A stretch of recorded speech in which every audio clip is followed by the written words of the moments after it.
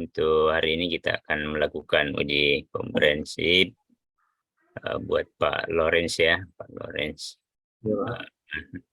Sebelumnya saya perkenalkan Pak Lawrence, jadi ada Pak Sabran yang menemani kita untuk pagi hari ini, kemudian saya sendiri, dan nanti ada beberapa pertanyaan-pertanyaan yang diajukan kami berdua, kurang lebih 50 menit ya, kurang lebih 50 menit. Ya. Oke, kita mungkin mulai Pak Sabran Silakan. untuk melakukan pengujian. Sudah siap Pak Lawrence? Sudah Pak, sudah siap Pak.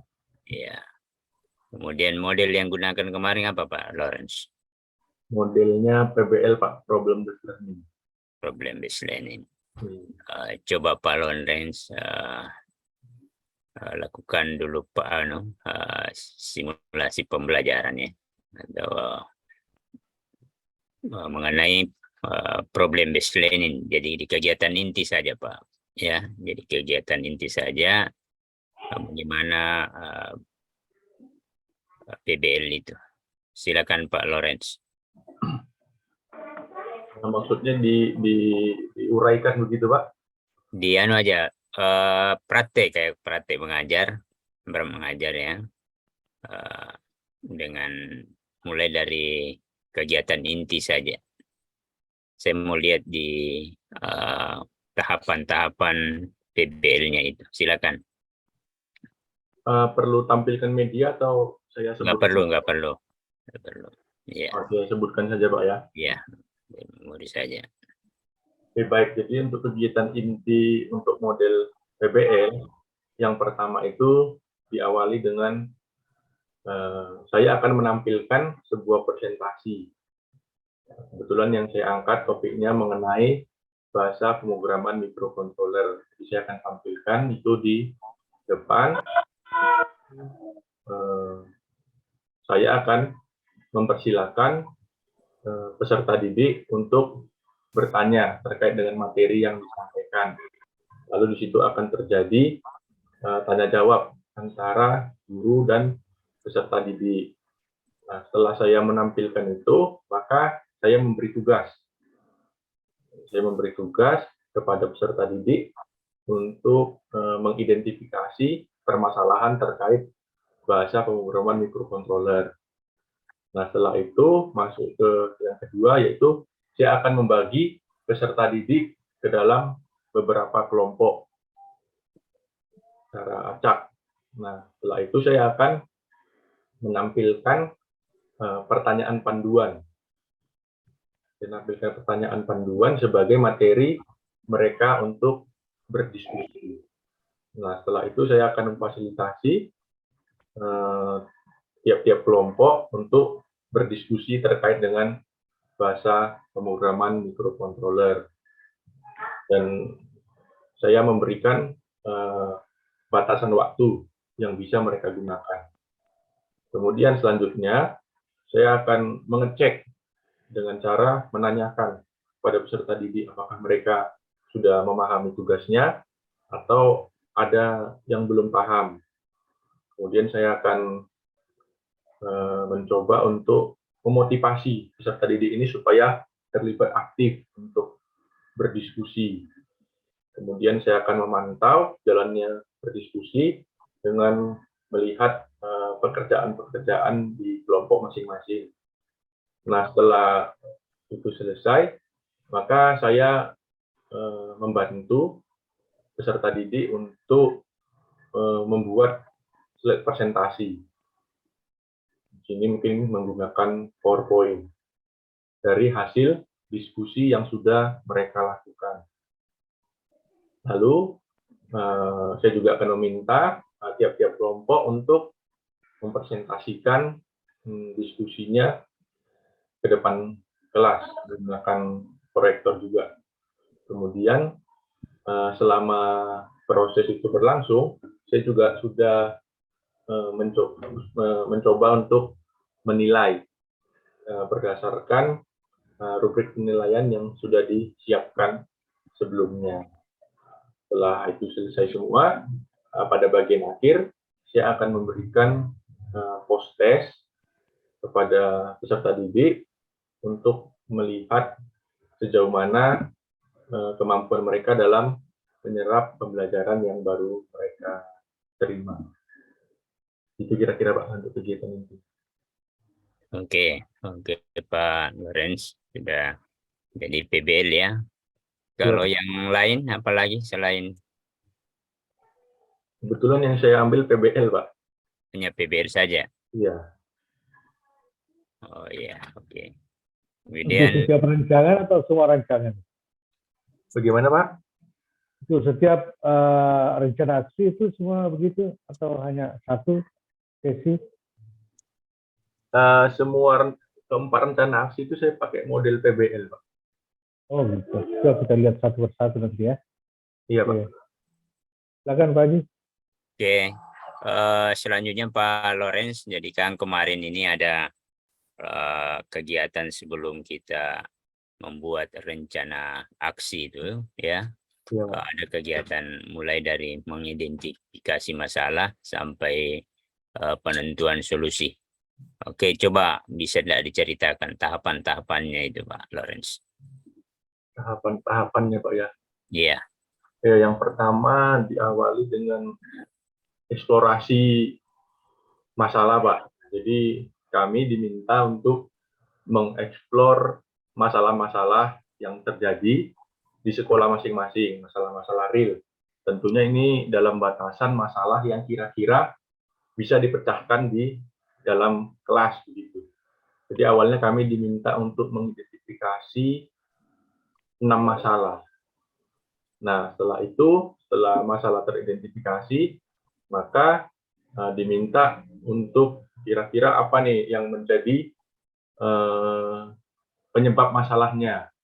Maka kita diminta untuk mencari akar penyebab masalah.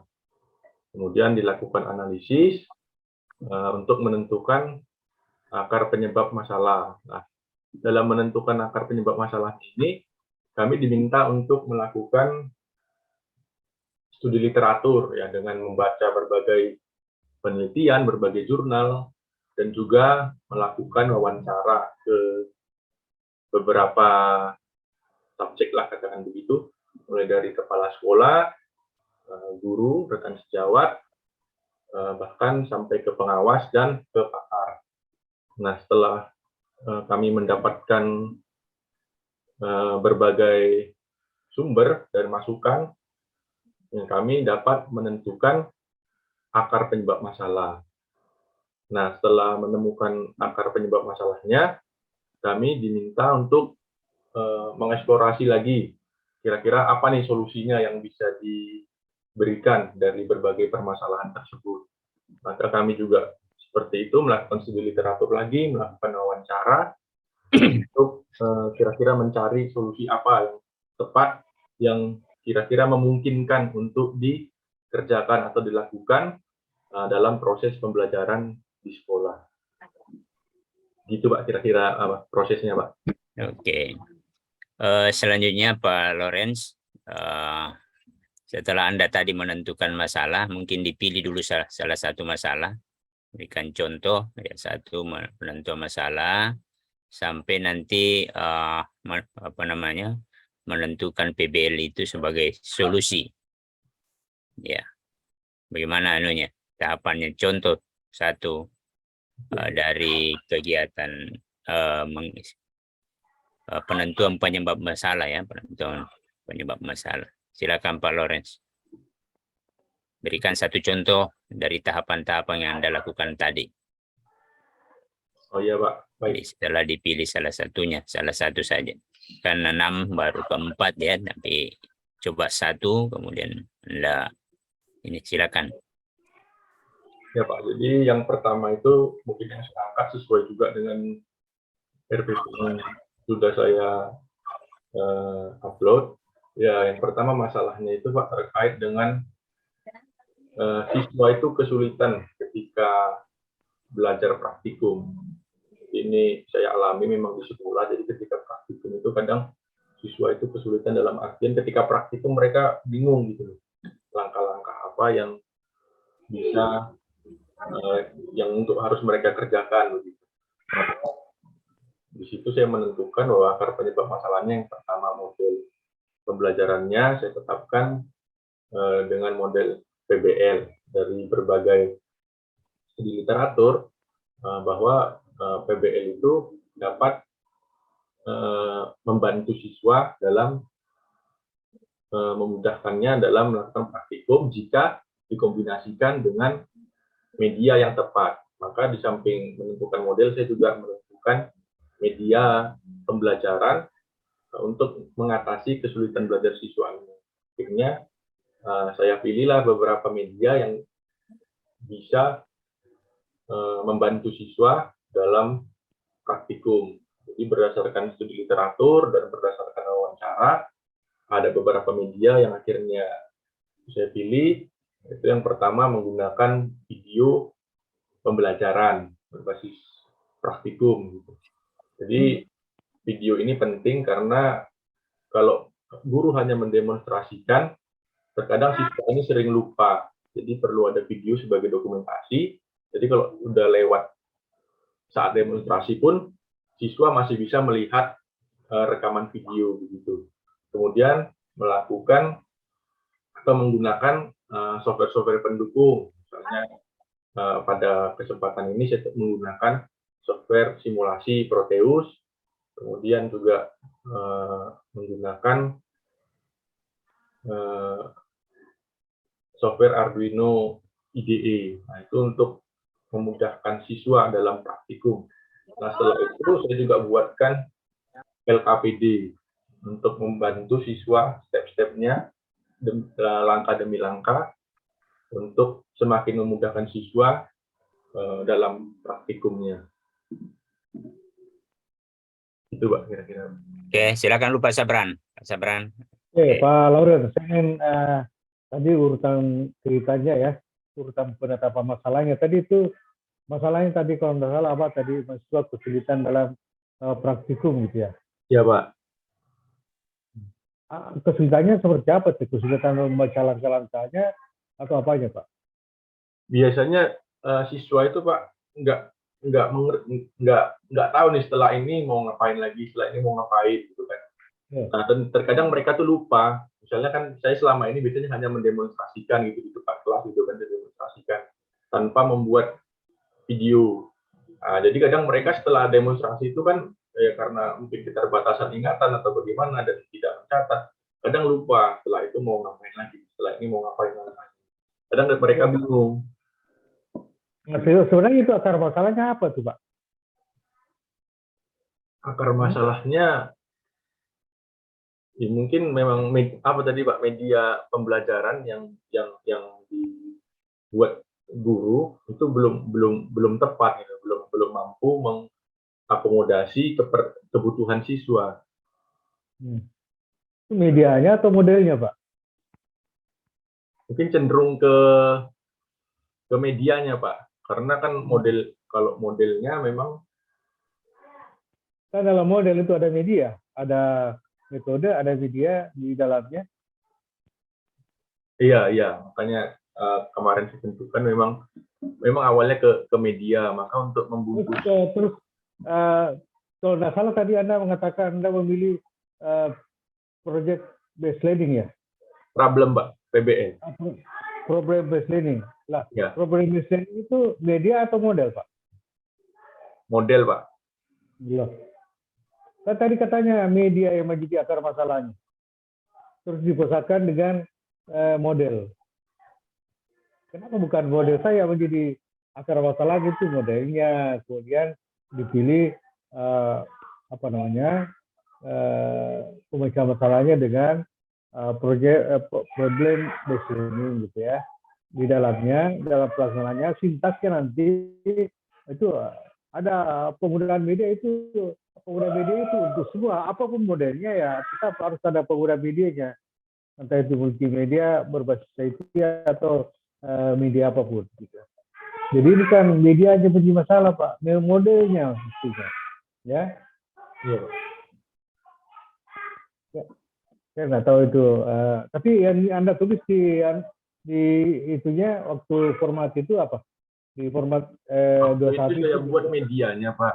Saya buat media.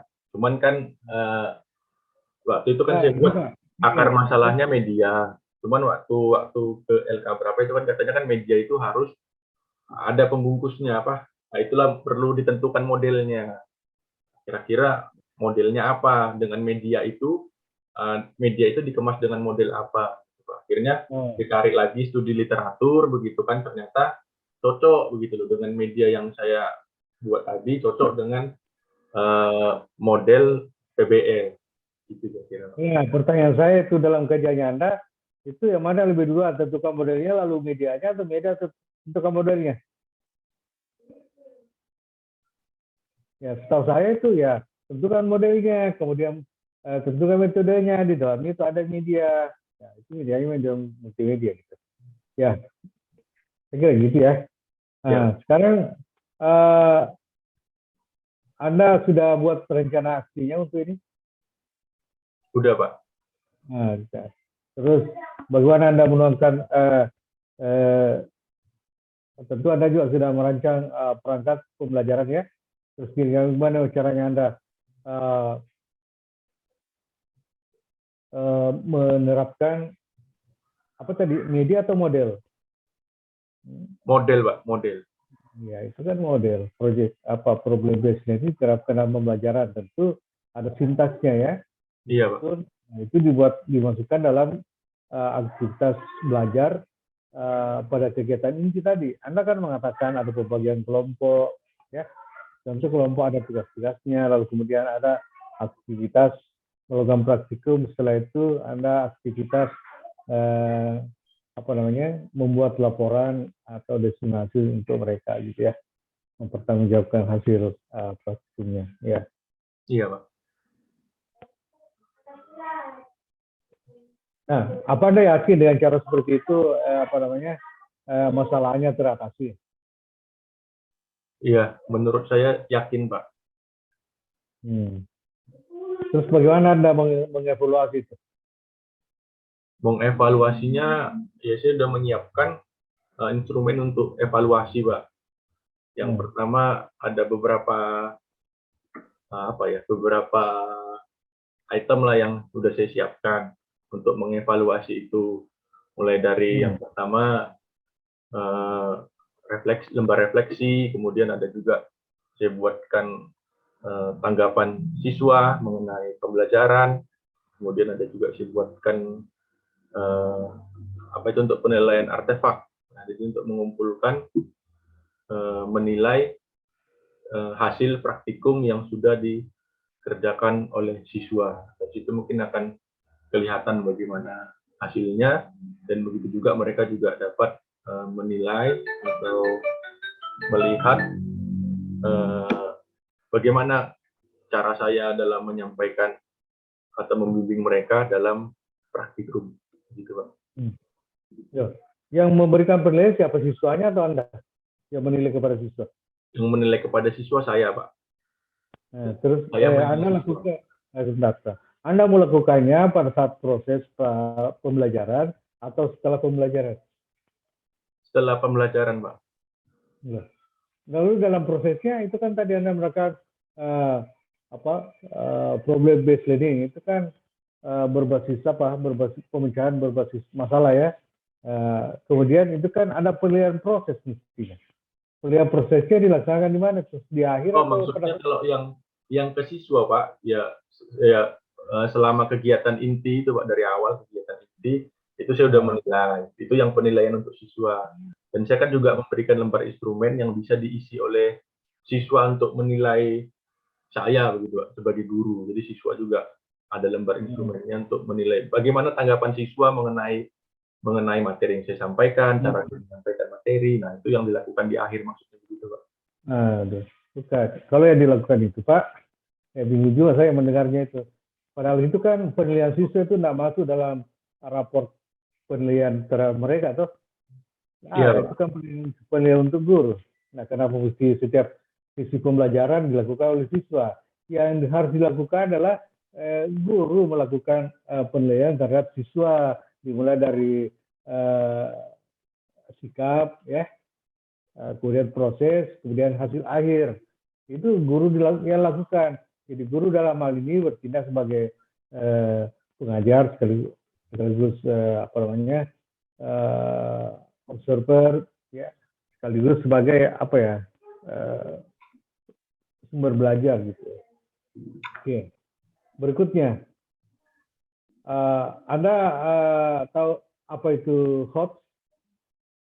Tahu, Pak. HOTS Iya, apa itu? HOTS itu high order thinking skill, Pak, kemampuan berpikir tingkat tinggi. Di mana caranya diaplikasikan itu dalam pembelajaran? Bagian mana itu di RPP? Apa aja yang HOTS dalam komponen RPP? Kalau di RPP, Pak, biasanya kita mulai merancang pembelajaran berbasis HOTS itu dimulai dari menentukan indikator apa, Pak, pencapaian kompetensi, Pak. Jadi biasanya di indikator pencapaian kompetensi itu kita sudah mengarahkan lah kira-kira pembelajaran kita ini akan berbasis HOTS dengan cara melihat kata kerja operasional, Pak. Jadi kalau misalnya kita mengikuti taksonomi Bloom, ada beberapa ranah, Pak, bagian-bagian untuk menentukan itu. Nah, biasanya kan untuk soal-soal HOTS itu dimulai dari yang bagian C4, C5, C6 gitu, Pak. Jadi ketika kita menentukan indikator pencapaian kompetensi, kita harus sudah mengarahkan ke situ gitu, Pak, untuk membuat apa yang berkaitan berorientasi HOTS tadi, Pak. Iya, dari sisi pembelajarannya itu dari seri penentuan tujuannya HOTS dengan memilih apa kata kunci yang dimulai dari level kognisi C4 dan seterusnya. Tapi dalam konten pembelajarannya gimana kira-kira? Konteks pembelajarannya, kontennya, isinya pembelajaran, artinya materinya. Bagaimana Anda menyusunnya bahwa itu HOTS? saya belum paham maksud arah pertanyaannya, Pak. Belum paham gitu. Baik. Kemudian setelah itu apa lagi? Selain penetapan tujuan, penyusunan konten materi, kemudian di sisi mana lagi kita bisa lihat itu HOTS? Pak, suaranya kurang jelas. Apa yang lagi yang harus diperhatikan supaya kita tahu bahwa ini HOTS diterapkan dalam pembelajarannya Anda? Yang tadi kan yang pertama penempatan tujuannya, kemudian ini penyusunan RPP-nya yang harus HOTS, kemudian apanya lagi? Evaluasinya juga, Pak. Apa tuh cirinya? Apa tuh cirinya? Contohnya? Contohnya, Pak. Yang Anda buat ini kan ada apa namanya mata pelajarannya apa sih tadi? Mikroprosesor dan mikrokontroler, Pak. Bagaimana caranya apa namanya melihat bahwa itu soal yang Anda buat itu HOTS, bagaimana caranya? Melihat ininya, Pak, apa ini? Kata kerja, apa kata tanya gitu. Maksudnya yang ini, Pak, yang kan ini kita tadi lihat dari tujuan pembelajarannya. Ya, oke. Bagaimana caranya Anda buat pertanyaan supaya diketahui bahwa itu pertanyaan HOTS, higher order thinking skill? Iya, kita biasanya menggunakan kata-kata misalnya menganalisis atau membuat, misalnya kayak ini kan membuat dalam artian apa? Dalam topik pemrograman misalnya menganalisis suatu sketch program, begitu itu sudah termasuk HOTS itu, Pak. Ya, kasih contoh konkret lah. Katakanlah misalnya membuat running late dari apa? Dari running late dengan menggunakan 7 late pada mikrokontroler. Coba buat soalnya, bagaimana caranya supaya soal itu menjadi HOTS?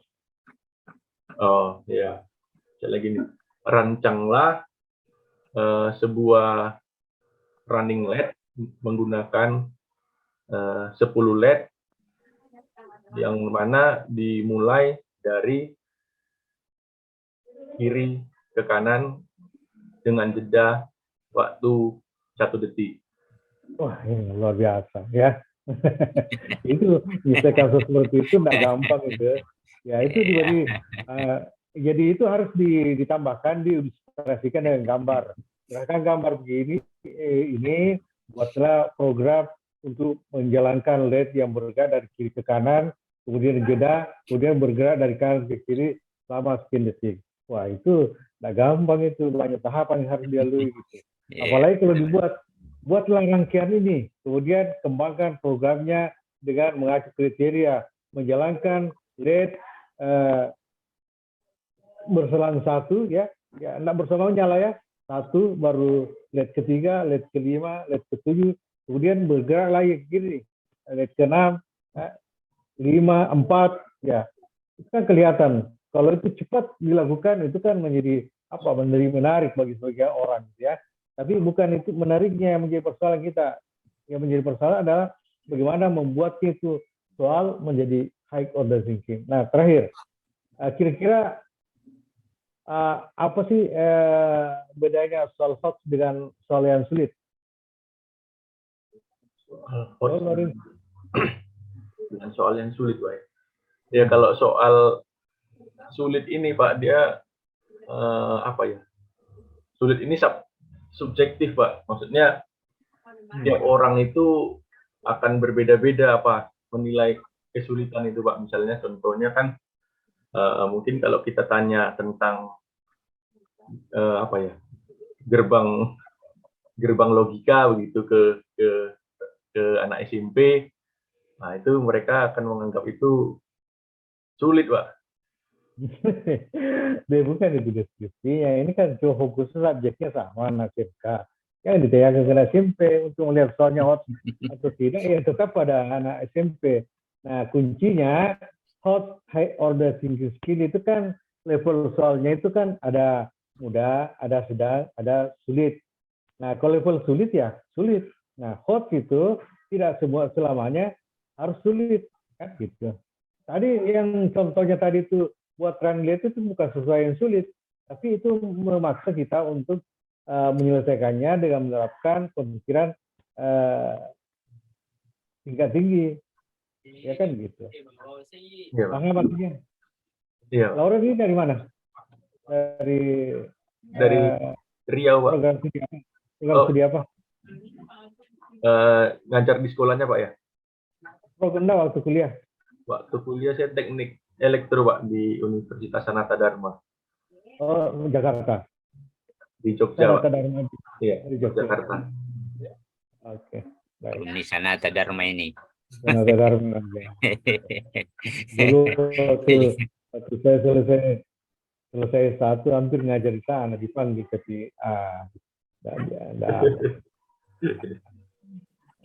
ditawari dulu, bukan dipanggil, ditawari untuk daftar di sana. Nah, dulu ditawari untuk daftar, ya belum tentu lulus ya. Cuma saya waktu selesai dapat surat ditawari untuk menjadi dosen di sana. Disuruh mendaftar, tapi tidak terlalu jauh. Oke. Tadi hoax. Sekarang selanjutnya literasi. Apa itu literasi dan apa itu numerasi, Pak Lawrence? Ya, literasi itu, Pak, yang terkait dengan Pak? Membaca sesuatu, Pak, entah itu informasi atau terkait dengan pembelajaran atau halnya, Pak. Jadi memang dituntut guru maupun siswa untuk sekarang ini harus meningkatkan literasi itu tadi, Pak, semangat atau minat untuk membaca. Ya, bagaimana caranya itu kira-kira? Dalam setiap sesi pembelajaran dituntut minat untuk melakukan aktivitas membaca. Apa yang dibaca? Buku teks atau sumber-sumber belajar dari internet atau apa? Ya, memang dari berbagai sumber belajar yang ada, Pak. Kalau ada buku teks, kita buku teks. Cuman kadang kalau di tempat kami kan perpustakaan jauh, buku pun kadang sulit dijangkau. Jadi ya biasanya lebih... apa sih itu? Gimana, Pak?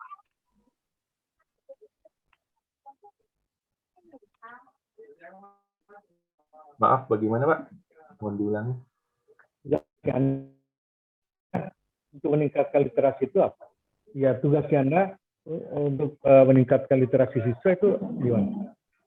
Iya, biasanya saya memberikan tugas-tugas untuk sebelum masuk ke materi, biasanya saya menugaskan kepada siswa untuk mencari tahu informasi terlebih dahulu tentang materi itu. Gitu. Jadi saya tugaskan siswa, coba kamu explore ini tentang misalnya topiknya microcontroller begitu. Coba kamu explore dulu apa yang bisa kamu dapatkan informasi dari situ. Oke, oke. Sehingga mereka memiliki kecakapan membaca ya, kecakapan membaca sebagai bagian dari kecakapan modul 1 literasi. Kemudian numerasi. Masuk. Sabran nanya kan apa itu literasi? Numerasi. Maaf, Pak, Lawrence, jaringan saya agak ini, Pak. Numerasi ya? Iya, dari tadi. Ya, numerasi. Silakan. Ya, kemampuan numerasi itu biasanya kemampuan yang berkaitan dengan kemampuan berhitung ya, Pak. Jadi misalnya angka-angka atau menerapkan konsep-konsep yang terkait dengan angka, bilangan, dan ini kalau bisa diintegrasikan dengan kehidupan sehari-hari. Kadang kalau kita belajar matematika itu kan bingung, Pak, ini untuk apa ini. Tadi tentang HOTS ya, saya mau uji dulu dengan lots-nya. Ya, oke. Tapi saya kira Pak Lawrence ini tahu kok. 10 pangkat 0 Pak Lawrence berapa Pak Lawrence? 1, Pak. Ya.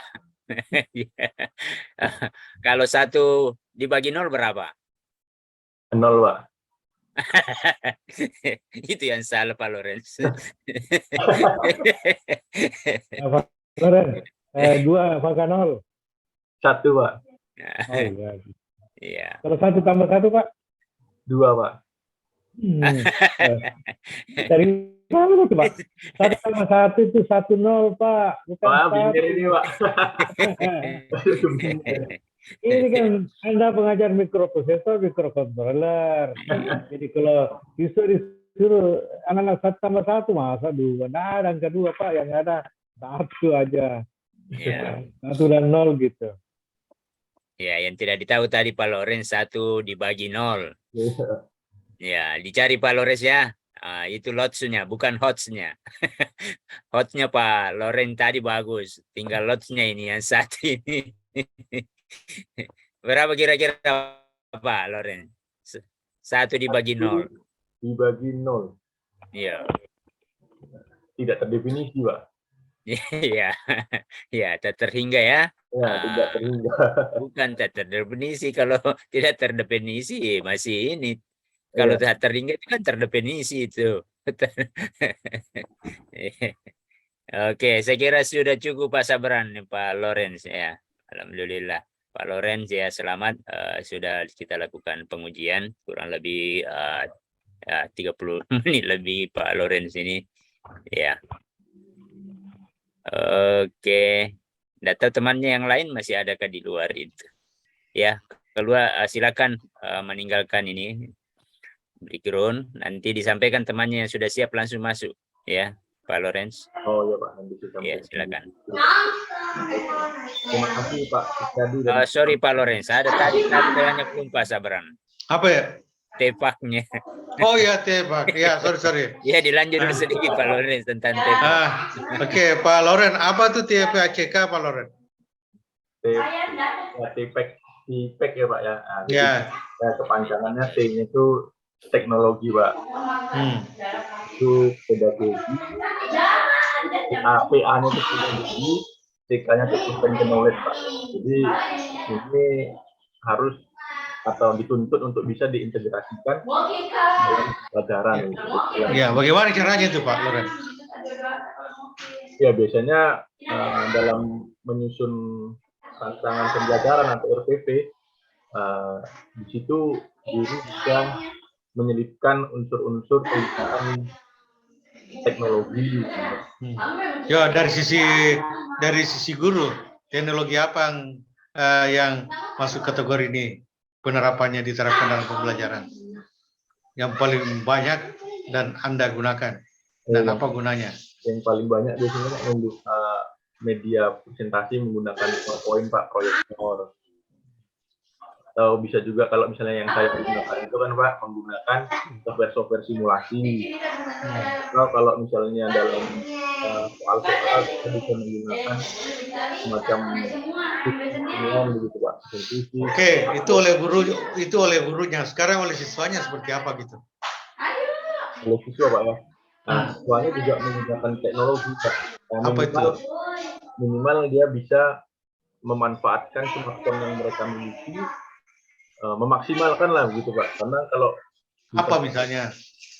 Nah, siswa itu bisa menggunakan aplikasi-aplikasi yang ada di smartphone, Pak. Misalnya kayak khusus pemrograman ini, Arduino, nah itu ada aplikasi di Play Store yang bisa di-download, jadi siswa bisa memprogram Arduino menggunakan smartphone-nya, Pak. Tentunya dengan kabel tambahan, ada OTG-nya begitu, Pak. Nah, itu membantu siswa. Jadi istilahnya dia tidak perlu harus mencari komputer atau laptop, tapi siswa bisa memprogram menggunakan smartphone-nya. Oke, Pak Lawrence, di TEPAK itu ada pedagogik. Apa itu pedagogik, Pak Lawrence? Pedagogi ini kemampuan yang dimiliki guru untuk mengajar, Pak.